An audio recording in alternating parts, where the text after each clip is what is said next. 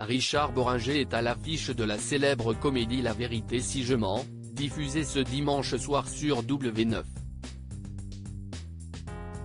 Pour rappel, il était récemment remonté sur scène, après avoir combattu ces dernières années un cancer du système nerveux. S'il tient bon, c'est en partie grâce à son épouse. Richard Bohringer est à retrouver ce dimanche soir sur W9 dans La vérité si je mens. José Garcia a récemment confié avoir pris 14 kilos sur le tournage, avant de les perdre, note de la rédaction. Après s'être battu contre un cancer du système nerveux, l'acteur aux 2 Césars, meilleur acteur pour Le Grand Chemin en 1988 et meilleur second rôle pour L'Addition 3 ans plus tôt, remontait sur scène en octobre dernier, au théâtre de l'Atelier dans le 18e arrondissement de Paris. Il évoquait son parcours face au siège rouge de la salle dans 15 rounds, une adaptation de son autobiographie parue chez Flammarion en 2016 qui a été mise en scène par sa fille Romane. On le sentait fatigué, mais fier de faire son retour. Celui-ci, il le doit à sa force de caractère, mais aussi au soutien de sa femme Astrid, qu'il a rencontrée dans les années 1980. Ce qu'il expliquait pour Le Parisien, j'aimerais bien me sortir tout à fait de ça pour la laisser se reposer un peu.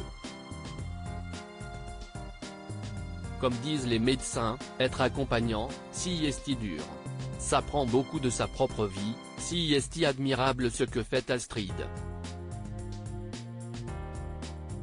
Elle est belle ma famille. Je la aimais. L'amour, c'est un truc rayonnant. J'espère garder cet instinct de survie le plus tard possible. J'approche un peu du stop mais on va partir en tournée, j'espère. Tant que j'ai ce que j'aime autour de moi, devant moi, je peux tenir encore quelque temps. La vie, après tous ces efforts, faut la garder. Richard Bohringer face à la mort de nombreux proches. Se sentir aimé fait donc beaucoup de bien à Richard Bohringer, lui qui a perdu beaucoup d'amis ces dernières années. J'ai eu beaucoup de décès dans mon entourage parmi mes amis les plus proches.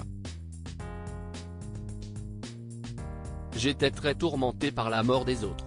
Mes potes, ils sont tous morts, notamment le comédien et réalisateur Bernard Giraudot, ou l'acteur Bernard-Pierre Donadieu, disparu en 2010, note de la rédaction.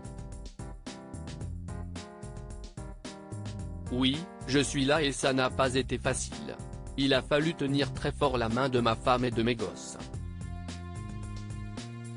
De mes filles, de mes fils. Sans elles, je ne serais certainement pas là. Sans eux non plus.